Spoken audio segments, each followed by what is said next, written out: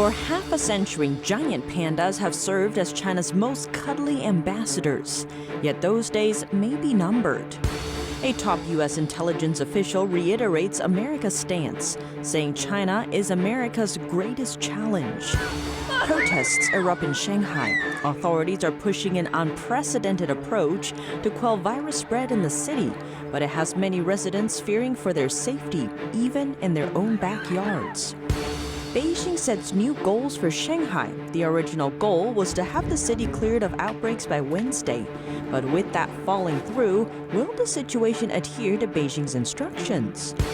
And for those watching our full episode, Chinese state-owned shipping carriers could put American companies out of business, and soon.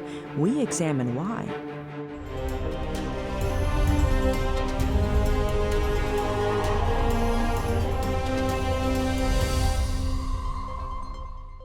Welcome to China in Focus. I'm Tiffany Meyer. The best diplomats in China appear to be the ones who sit around all day eating bamboo. The giant panda is not only a national treasure, they also play a crucial part in China's global political strategy. But after 50 years of panda diplomacy, questions about its effectiveness are coming to light. In the heart of Washington, D.C., the Smithsonian's National Zoo is holding a panda party over the weekend. That's as the Institute celebrated its 50-year anniversary of the care, breeding, and study of giant pandas. In a speech, the Chinese ambassador to the U.S. described pandas as symbols of friendship between China and the U.S. He said the two countries need to strengthen ties in other areas beyond panda conservation. 50 years ago, two giant pandas arrived in the United States as gifts from the then leader of Communist China. Their arrivals sparked panda fever around the world and began a half-century of so-called panda diplomacy between China and the U.S. So how does panda diplomacy work? Today, China no longer gifts pandas. Instead, it loans them to other countries, particularly those with which China wants to develop and strengthen relations. China then charges an annual fee, typically about $1 million per panda, in exchange for keeping the pandas for a few years. Though any panda cubs born to these countries must be shipped back to China. The animals are adored by people all over the world and serve as cuddly ambassadors for China. They're often used to show the regime's favor or displeasure. As for who decides which countries will be granted giant bears, 3 Chinese ministries make the choice, including the Foreign Ministry. After that, a deputy prime minister or the prime minister must sign off on the pick. But in recent years, experts have raised concerns about another role pandas are playing, softening China's authoritarian image. That's amid growing concerns worldwide over China's military aggressions abroad and its record of human rights abuses. And now a bill in Congress is also taking aim at the unusual diplomacy. Citing China's threats against Taiwan, Hong Kong, and the Uyghur ethnic minority in the Xinjiang region, the bill's sponsor says Beijing's aggression is not okay and that pandas should not be used as window dressing. The panda's cuddly positive outlook is encouraging, but it seems the bears can only go so far in countering China's assertive foreign policy. Now, 50 years later, the black and white giants might be faced with a hard new reality. Although the bear's popularity has lasted, the warmth the animal envoys create toward China has not. As the Chinese Communist Party still puts hope in its panda diplomacy, a top U.S. intelligence official is calling Beijing Russia's silent partner. That's in its aggression against Ukraine. In the same remarks, the official described the Chinese Communist regime as the biggest challenge American intelligence has ever faced. Here's more. A silent partner in Putin's aggression, Xi Jinping's China is our greatest challenge, in many ways the most profound test that CIA has ever faced. He said, "We have never had an adversary with more reach in domains ranging from military, economic, space, and cyberspace than we currently have with a very ambitious China." The People's Republic of China is intent upon building the capabilities to bully its neighbors, replace the United States as the preeminent power in the Indo-Pacific, and chip away with other authoritarians at the rules-based international order that we and our allies have worked so hard to sustain. He said that the problem with China's rise is that the communist nation has used its capabilities against the U.S. and its own people.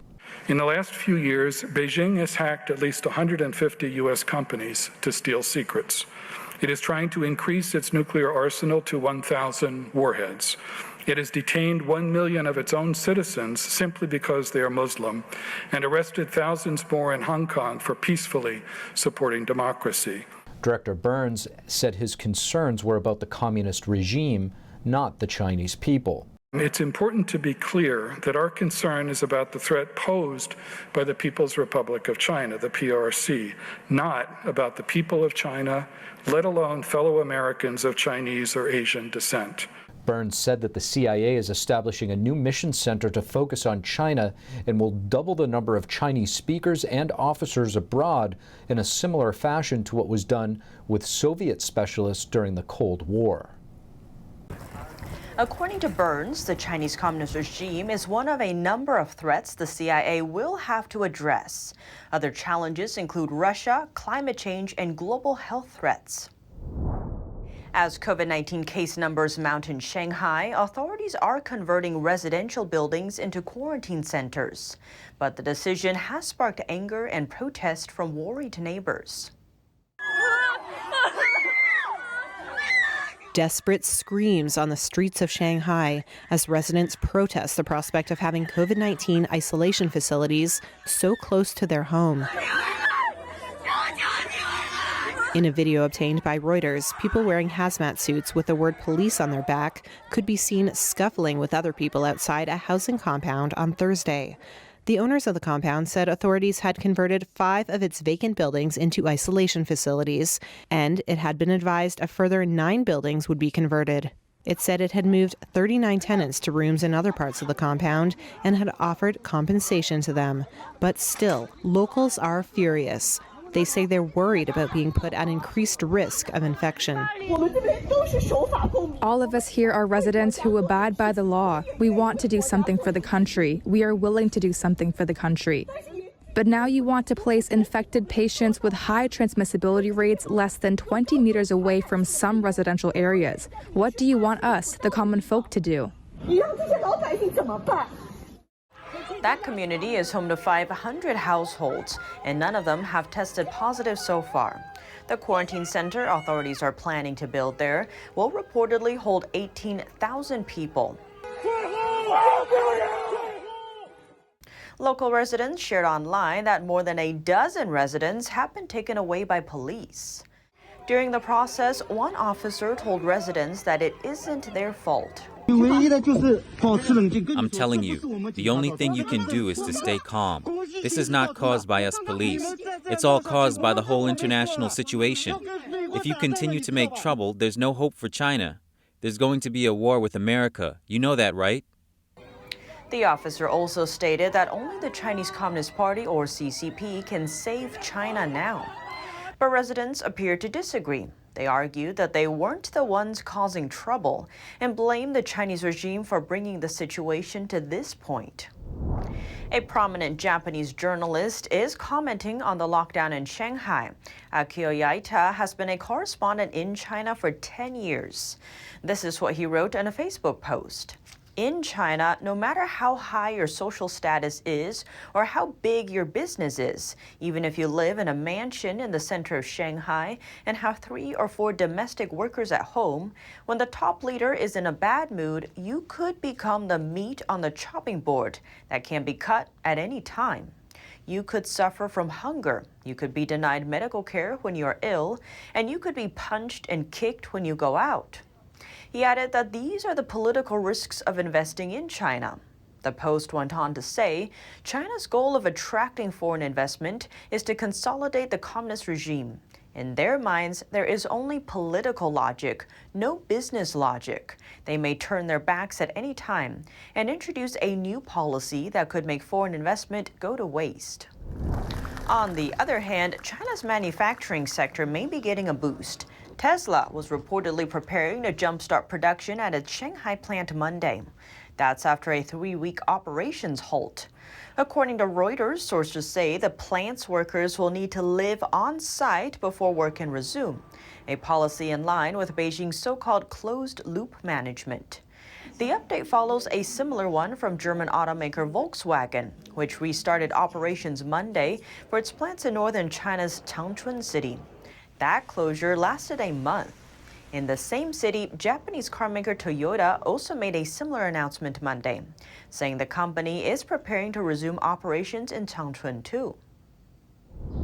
Shanghai announced a new round of mass testing for residents. Starting Monday, it's set to run over the course of 4 days.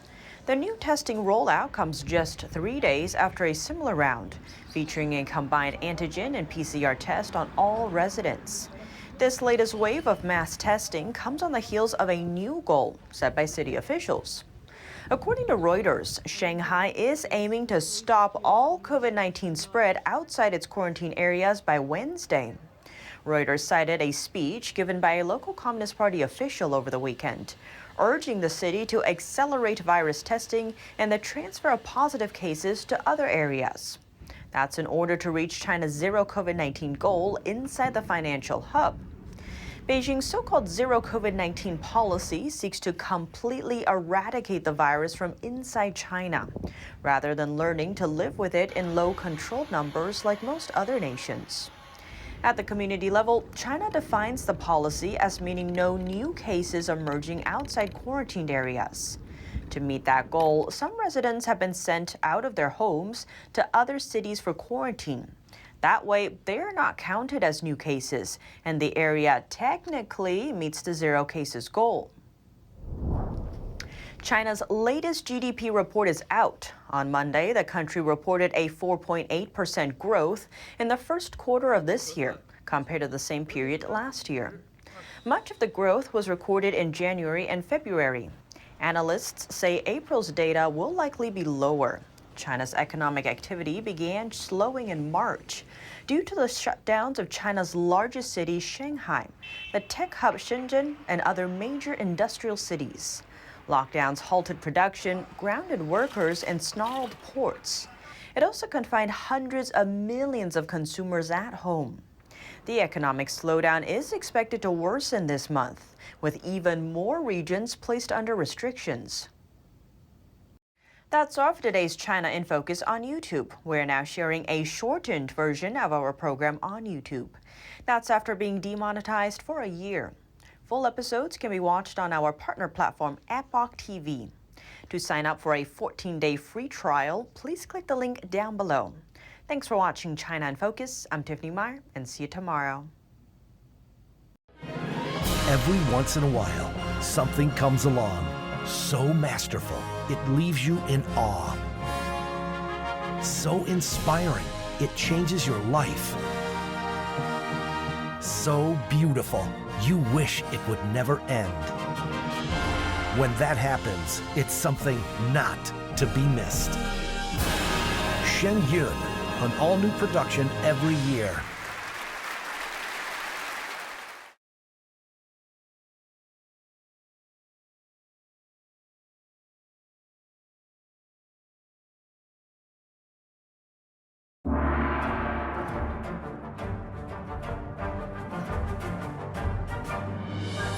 The performance was enchanting. I feel better about the world. I feel uplifted. It touches you. It really does. The expertise of the dancers was really, really strong. To know that it was live music was really fantastic. We didn't want to miss this. Make sure you see it. Have to come. Life-changing.